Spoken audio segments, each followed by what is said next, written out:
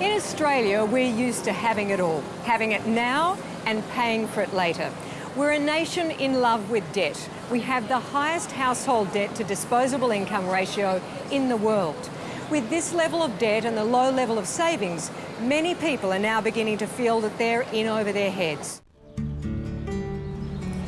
Today we'll meet Scott and Rachel Reakin. They've been married for 10 years, have 4 kids, and all squeeze into a 3-bedroom, 1-bathroom home.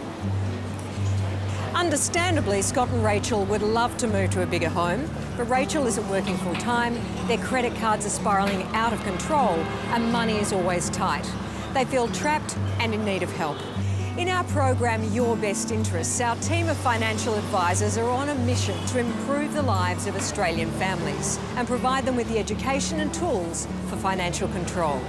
I'm Rachel. I'm Scott. And we've got 4 kids. And we've been married 11 years next month. Yes. Oh, the best thing about Scotty, the thing I love the most, is he will always make me laugh. Always make me laugh. and the kids laugh. Like, he's just funny. Now I'm going to cry. He does. Like, if we argue or anything, within seconds he's got me laughing. If I'm angry at him, within seconds he turns me around. I love the fact that she puts up with me. She's an awesome mother. Awesome to the kids. The kids love her. I love her. Thanks, Tom. I love you too. So we have the best family ever I could ever ask for. So I think that's why we cope without the money side of things sometimes. We do nitpick if, like, I see something on the bank statement.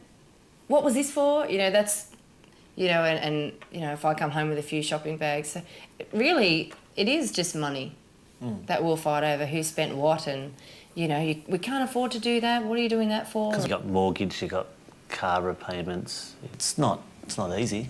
It's definitely not easy. So I don't know how we go day by day, what we do, week by week. Put a bit there, and when you've got money, put some there, and I don't know, you're just keeping your head above water all the time, which is just painful because you just want to be able to walk on water, I suppose. Or drive a boat on it. Yeah. I just want to know that there's something in the bank. You know, like, what if something happens? That's my biggest fear. We've got 4 beautiful kids.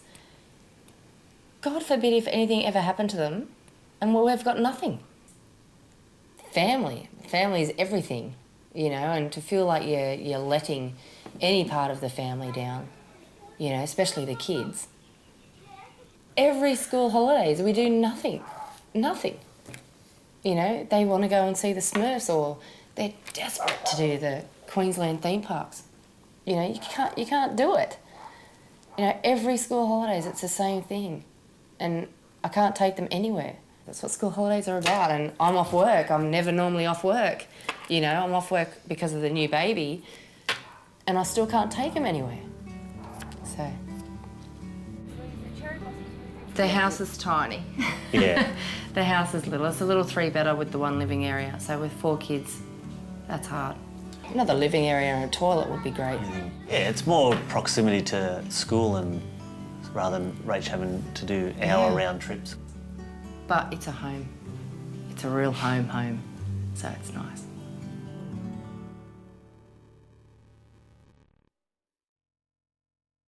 What the advice I give is to have something in reserve, and that's my worry with them. I sometimes feel they haven't got that little reserve to fall back on.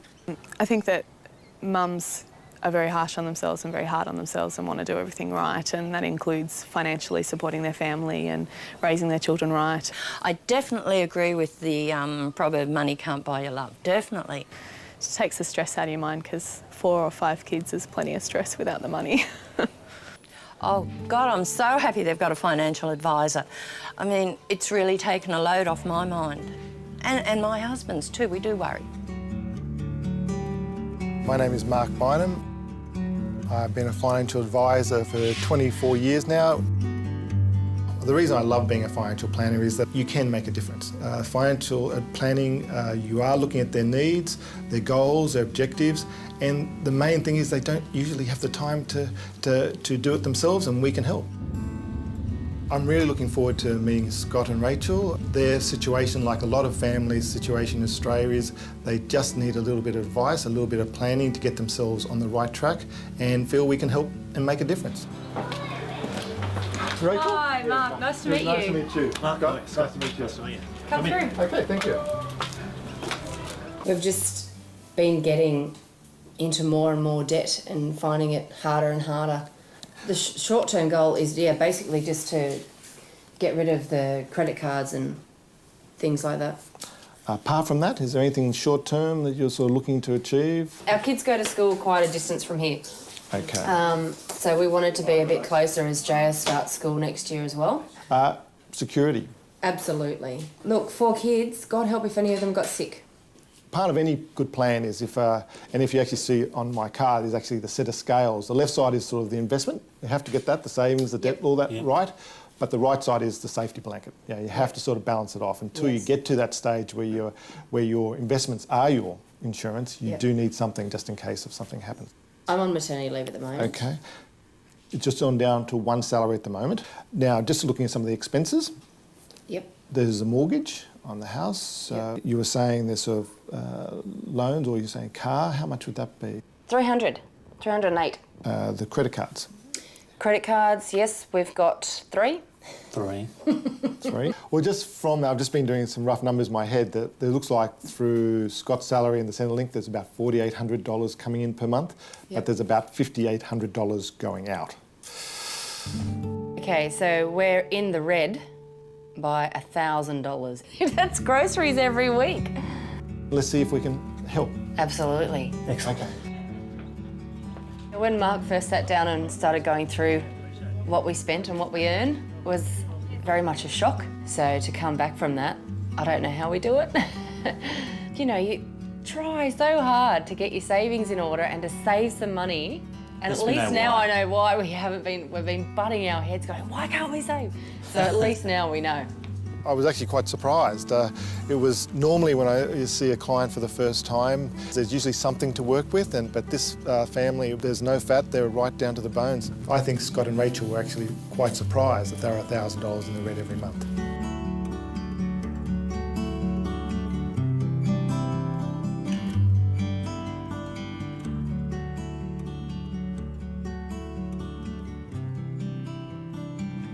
Now, what we have to do is just look at strategy, and I feel that we can put some things to them that will get them out of this situation. So, looking forward to it. This is what financial advice is all about, helping real families with real problems. Hey, Brian, how's it going? Good. Okay, have a client, Scott and Rachel Reekin, and we want to use your services. They need to consolidate some debt. They have their home mortgage, they've got some credit cards, and they've got a car loan, and they'd be much better off if we can consolidate, use a consolidation strategy, and we're also looking to make that interest only.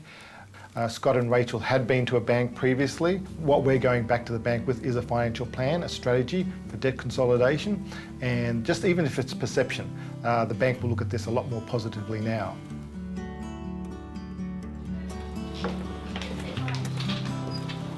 Nice to see you again. Hey, Scott, nice to see you again.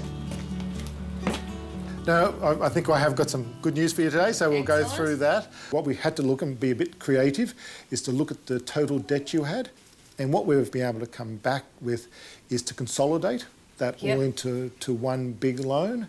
That still didn't quite get enough, so what we had to actually do is change that to an interest-only loan rather than a principal and interest. And as for the long term, it's not a very good solution, but for the short term, and if you're keeping control of it, and that's where part of our role is, but it really is your situation now with you returning back to work. We're desperate. It is, These credit cards and car loans are sort of looked at over a sort of 4 or 5 year time frame. What we're doing is extending it over 25 years. So it's not disappearing, it's just extending it. We're going from $2,800 down to $1,800, and there is that $1,000 savings. Awesome. If anything happened to either of you, well, what would happen in your situation? Oh, I don't know. We'd lose everything, I think. Presently, through the super fund, there's $450,000, which would be enough just pretty well to pay off the mortgage and to provide, 1 or 2 years' salary. But really, we've calculated out that you need actually about 1.5 million covered on Scott's Life, because it's the sort of cover we need in place for you.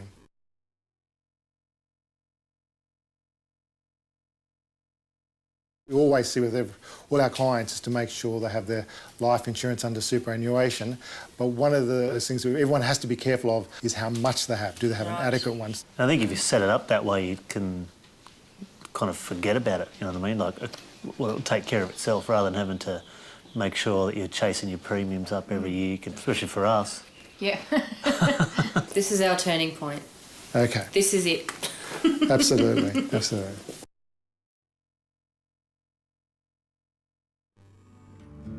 There is a trick to savings. Yep. You pay yourself as one of your bills. Right. At the beginning of every month, Right. the first bill you pay is yourself. You know what? That is so doable. If you really think about it, if you put that somewhere where you cannot touch it, that's the goal to us.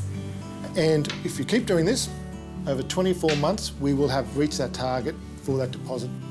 So with extreme discipline, we should be able to get that house in 24 months, is what you're saying. The numbers don't lie. That's insane. Yeah, it's a discipline. And Yeah. we're looking at very few percentage of our population, of our adult population, who do save. Yeah, it can be done. We've put them on their sort of financial roadmap. That's all achievable. It's a discipline type plan. I don't think the next 6 months is going to be a long road for them. Now they've actually got a plan. They've got they can actually looking past this now, the short term. I think that will go through quite quickly, and they're positive.